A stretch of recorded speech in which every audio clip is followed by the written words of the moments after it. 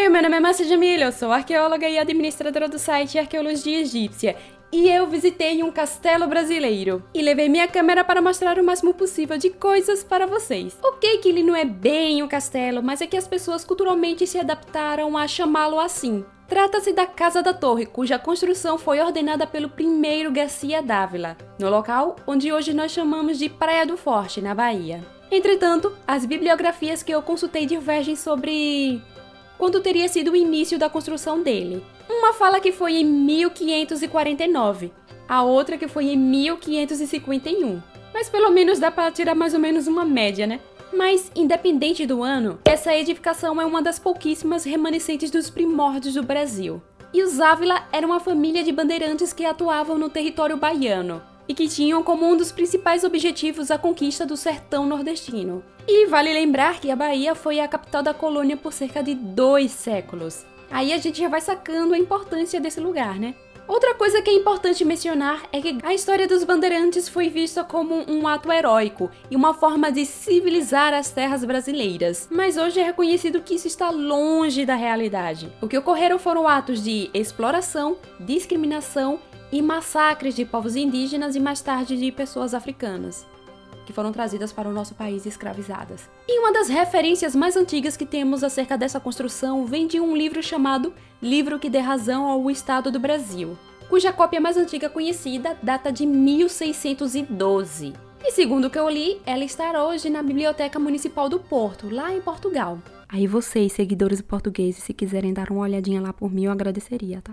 Obrigada. Na verdade, eu nem sei se é possível consultar essa cópia, mas enfim. Nele, vimos uma ilustração retratando a famosa Baía de Todos os Santos.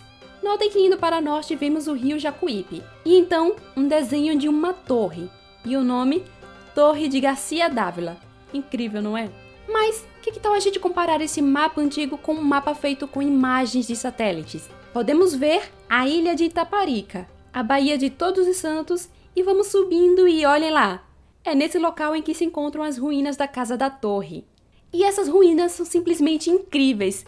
Para chegar nelas não é difícil. Saindo da Avenida do Farol, você pega a estrada do Castelo Garcia Dávila e vai seguindo até ela se tornar uma estrada de terra que terminará em um guichê, onde você terá que pagar a sua entrada. A propósito, eu vi algumas pessoas na internet reclamando que não se deve pagar para visitar as ruínas. Mas gente, como é que vocês acham que um lugar desse se mantém? Só não é com cuspe e vento. Aí antes da gente ir pro castelo, tem uma parte com alguns banners e tem o laboratório de arqueologia, que é esse aqui.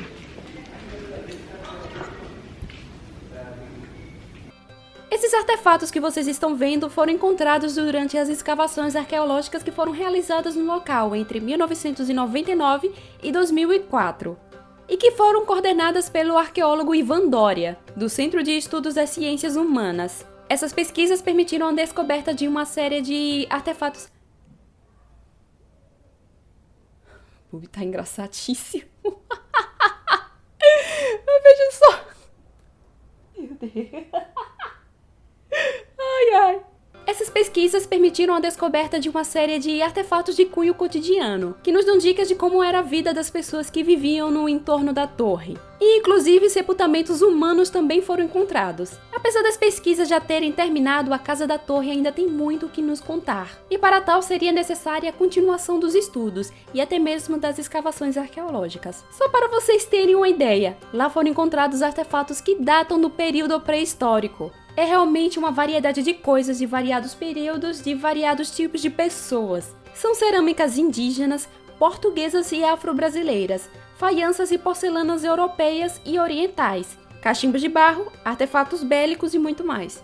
Inclusive, quando saímos do saguão, onde fica o laboratório de arqueologia, e vamos em direção às ruínas, é possível ver aflorações de restos de estruturas de edifícios, que são essas pedras que vocês estão vendo aí nas imagens. Basicamente, na arqueologia, quando a gente fala de afloração, quer dizer coisas que estão saindo da terra, que estão aparecendo da terra. Bom, a Casa da Torre é dividida em 2 partes, a capela e as ruínas. A capela tem um detalhe bem interessante, que são os vários e vários rabiscos dos antigos viajantes. Dentre esses rabiscos, é possível ver assinaturas de estrangeiros e desenhos de embarcações. Vale lembrar que a Casa da Torre fica bem em frente ao mar, e a visão de embarcações passando pela área não seria incomum. Fica aí a dica para os estudantes interessados em arqueologia marítima. Aí tem esse cara que é árabe, ele puxou isso aqui tudo. Ele botou a assinatura dele em vários lugares. Que cínico! Em vários lugares ele botou a assinatura dele. Esse aqui é de que ano? 1903. O mais interessante é que, apesar de ser uma pichação, mesmo assim tem que deixar porque é algo histórico, não deixa de ser um registro. Como o caso de Pompeia. Aqui é por conta do lance do restauro. Faz uma raspagem e tal, pra saber qual era a cor original. Ó, uma coisa legal. Aquilo ali na minha frente, ó, é área aqui também. Tem que escavar. Na verdade, tudo isso aqui ainda tem potencial arqueológico pra ser escavado. Vamos ver o que é isso aqui. Sepultamentos primários na terra nua, posicionados com as cabeças em direção à capela. Aí aqui também tem uma salinha para assistir uns videozinhos, tem explicação, só que no caso, a visita vocês podem fazer sozinhos. A praia, né, que eu falei pra vocês. E daqui, eles tinham o controle de toda a navegação. É um lugar estratégico realmente muito bom. E sejamos francos, se você gosta de história, irá amar passear pelas ruínas do castelo. Mas o que eu quero mesmo é que quando vocês estiverem olhando encantados para as paredes desse castelo, lembrem-se também que elas foram levantadas às custas de muitos sacrifícios e assassinatos.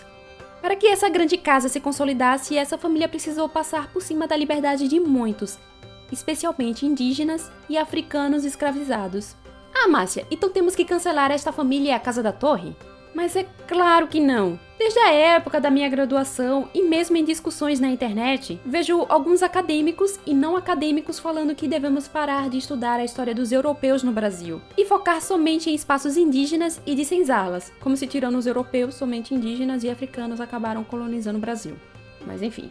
Mas é óbvio que nem de longe isso é o correto. Para entender a nossa sociedade, nós precisamos estudar todos. Entender suas relações, sendo elas positivas ou não. Estudar sobre o passado não é escolher um lado. É sobre juntar evidências para entender o que ocorreu e no que esses acontecimentos influenciaram para a formação da nossa identidade, no nosso presente. Óbvio que não precisamos concordar com as atitudes, mas fingir que essas pessoas não existiram não irá apagar o que elas fizeram. Bom, é isso. Se você gostou desse vídeo, por favor, deixe o seu curtir e caso ainda não seja inscrito nesse canal, se inscreva. Já imaginou a gente chegar em 30 mil inscritos esse ano? E se possível, torne-se um dos nossos membros. É bem fácil, é só clicar naquele botãozinho lá embaixo, seja membro, e escolher um dos níveis. Ou caso você não queira ser um membro, você pode fazer parte do nosso Catarse. Para saber como, confira o link que está no nosso comentário fixado. Bom, vou ficando por aqui e até mais. Tchau! Olha só o que eu encontrei, um morador inusitado. Venha ver isso aqui. Porque tem um sapo ali.